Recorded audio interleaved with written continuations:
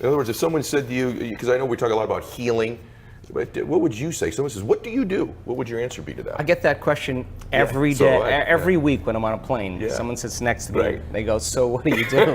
And then I wind up talking to them for 4 hours.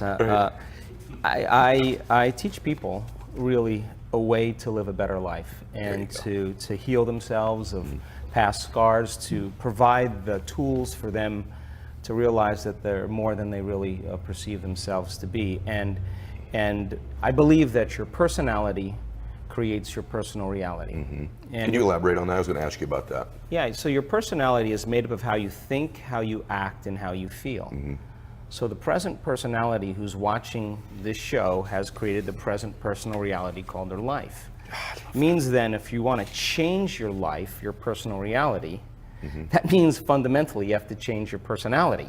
That means you have to start thinking about what you've been thinking about and change it. You have to begin to become aware of your unconscious habits and behaviors and modify them. And then you have to look at certain emotions that keep you anchored to the past and decide if those emotions belong in your future. And I think after all these years, Ed, I think that most people try to create a new personal reality as the same personality, and it doesn't work. You know, you literally have to become someone else. So the process then, most people, they're thinking the same thoughts, they're making the same choices, they're demonstrating the same behaviors, they're creating the same experiences that stamp the same networks of neurons into the same patterns, all for the familiar feeling that they call themselves. And if you keep doing that over and over again, there's a principle in neuroscience that says that nerve cells that fire together wire together. So people begin to hardwire their brain into very finite signature, into these automatic programs. Turns out by the time we're 35 years old, we become a set of memorized behaviors, emotional reactions, beliefs, perceptions, unconscious attitudes that function just like a computer program. So when people want to change, they're using 5% of their conscious mind, and they can think positively all they want, but the programs are running subconsciously telling them that they're negative. So the only way to do that then is to get into the operating system. And getting into the operating system of that, where those programs exist, requires then people beginning to do some inward work. If you sit down and you disconnect from your outer world, you close your eyes, we play some music in the background, you sit your body down and not smelling anything or tasting anything or experiencing anything or feeling anything, and you're not thinking about or anticipating the future or remembering the familiar past, that moment, that elegant moment where you fall into the present moment is where the magic happens. And so after looking at enough brain scans in the process of studying the transformation, I call that getting beyond yourself, because when you disconnect from your present personal reality and personality, now you're ready to create something else. And so what thoughts do you want to fire and wire in your brain? What behaviors do you want to demonstrate? And the act of rehearsing the behavior begins to install the neurological hardware in your brain, primes it to look like the experience has already happened. Let's step back for a second. I want to stay on that. I want everyone to be with us. So a couple things you said, because you said a ton there, right? And so I want everybody to catch a couple things here. A basic thing, a base model, is that people don't think about what they think about enough. In other words, just taking a second to think about what you actually think about is a breakthrough experience. Just something that simple, right? And we have, you can correct me, but we have somewhere around 80,000 thoughts a day. Is that about right? And at some point, 70% of them, I just want everybody to understand this, are the same thoughts on 90% of them. So 90% of those thoughts are the same thoughts on a daily basis, and we wonder why, if we really are what we think about, why our lives continue to sort of perpetuate themselves over and over again. You got it. Okay. You got it. And so we have these patterns. You've talked about beginning to consciously choose and decide what these thoughts and behaviors are that you would like. So is there a way specifically, maybe one technique you give today outside of some of the seminars and books that we're going to talk about in a minute, but how do you break that pattern, and how do you become conscious of getting new thoughts that serve you, that create that person that you want to be? Look, it's really simple. Okay. Your brain is organized to reflect everything you know in your life. Your brain is a record of the past. It's an artifact of everything you've learned and experienced at this moment. Feelings and emotions are the end product of past experiences, and we can remember experiences better because we remember how they feel. So most people wake up in the morning and they start remembering all their problems, and those problems are connected to certain people and certain things at certain times and places. The moment they start thinking about those problems, they're thinking in the past. Those problems have an emotion associated with them, and the moment they start feeling those emotions, the body, as the unconscious mind, doesn't know the difference between an experience that's creating an emotion and the emotion the person's fabricating by thought alone. Now, thoughts are the language of the brain, and feelings are the language of the body. And how you think and how you feel creates your state of being. So most people's entire state of being, when they start their day, is already in the past. So you have a choice. The choice is, you're either defined by a vision of the future, or you're defined by the memories of the past. And when you decide to say, okay, I'm going to change, and you decide one thing: I'm not going to eat this food, I'm going to wake up earlier, I'm going to do something aerobic, I'm not going to have sugar after 6 o'clock, whatever it is, the person, whatever choice a person makes. The moment you make a choice to do something differently, and the hardest part about change is not making the same choice as you did the day before, get ready, because it's going to feel uncomfortable. Right. It's going to feel unfamiliar. There's going to be some uncertainty and unpredictability, and that's the moment the game is on.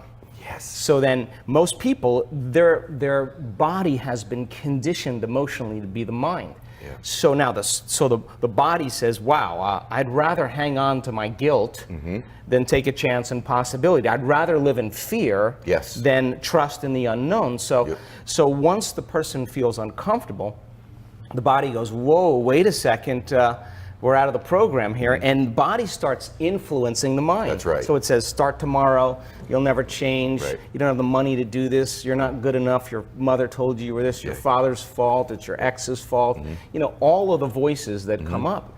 Now here's the deal, if you respond to those voices, those same thoughts as if they're true, by the way, they're always going on behind the scenes of your awareness, but now they're amplified because you're outside your comfort zone. You believe in that thought's going to lead to the same choice, which is going to lead to the same behavior, which is going to create the same experience and produce the same emotion. And the person's going to say, this feels right. No, that feels familiar. Going from the old self to the new self is a neurological, it's a biological, it's a chemical, it's a hormonal, it's a genetic death of the old self. And people will say to me, in that void, in that unknown, I can't predict my future. And I'll say to them, the best way to predict your future is to create it. Not from the known, but from the unknown. I love it. So close your eyes now and think about that vision. Once you start thinking about that vision of your future, you're activating the creative centers in your brain. And naturally, you begin to think about putting yourself in the scene. Yes. And the act of doing that, when you're truly passionate and truly present, the moment you're defined by that vision, when the thought in your mind becomes the experience, you begin to feel the emotion of the event before it's made manifest. Yes. Now, you're giving your body a sampling, a taste of the future.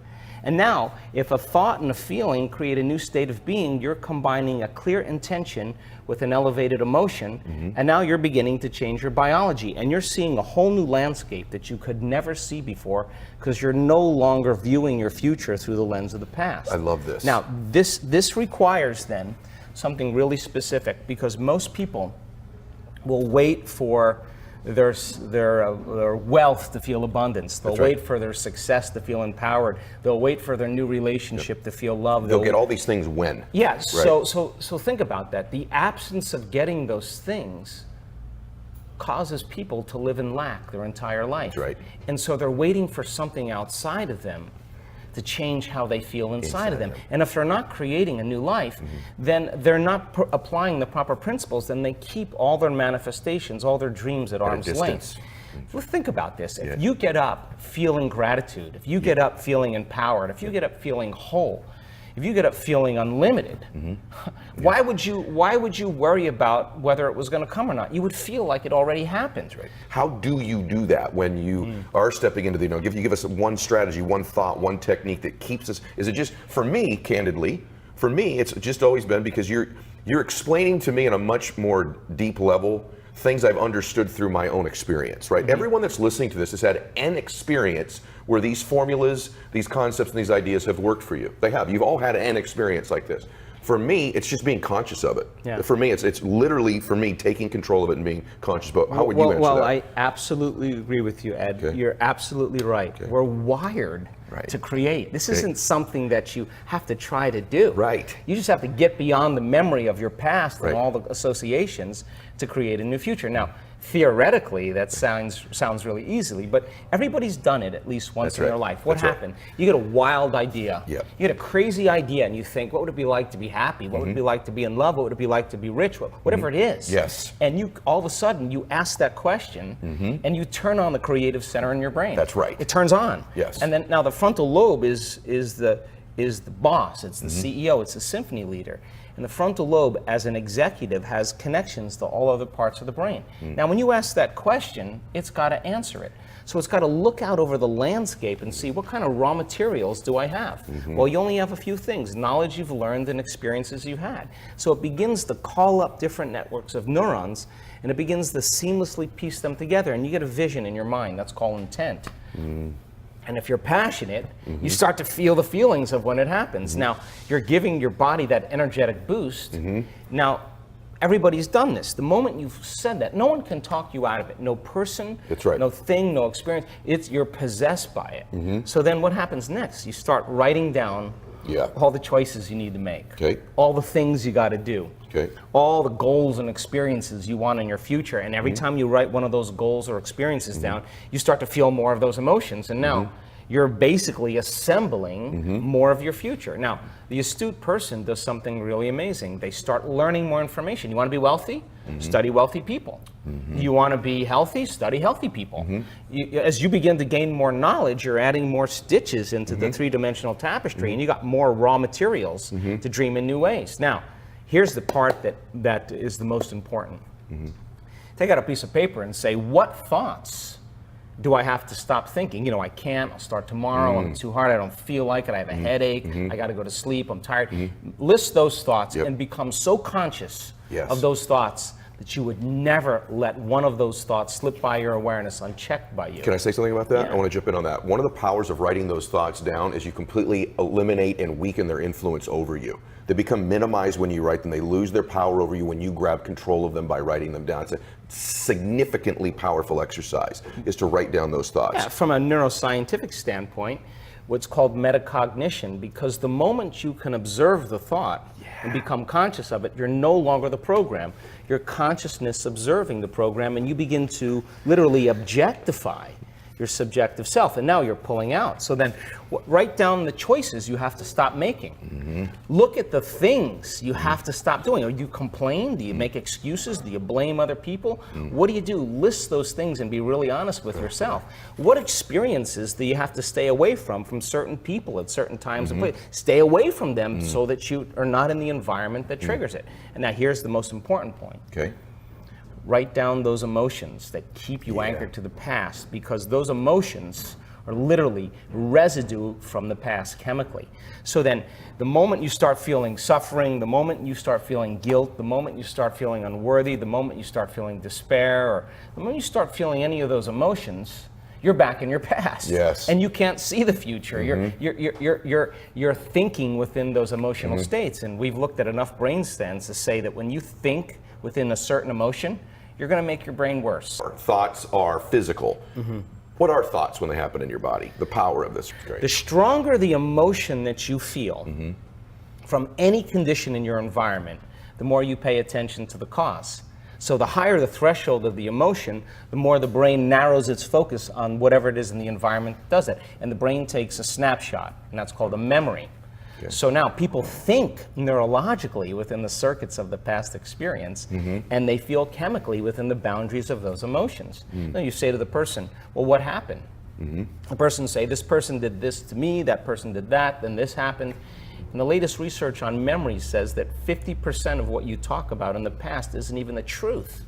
That you don't have the same brain then. So you make stuff up, which means now you're reliving a past that you didn't even have, just to embellish it, to produce the emotions, to reaffirm your limited state.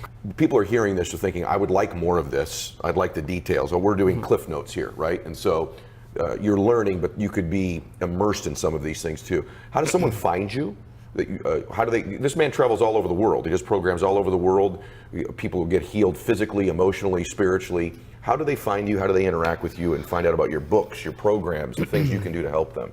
Sure. My website is just drjoedispenza.com. We'll put it up on the screen for everybody too. I changed the format of the events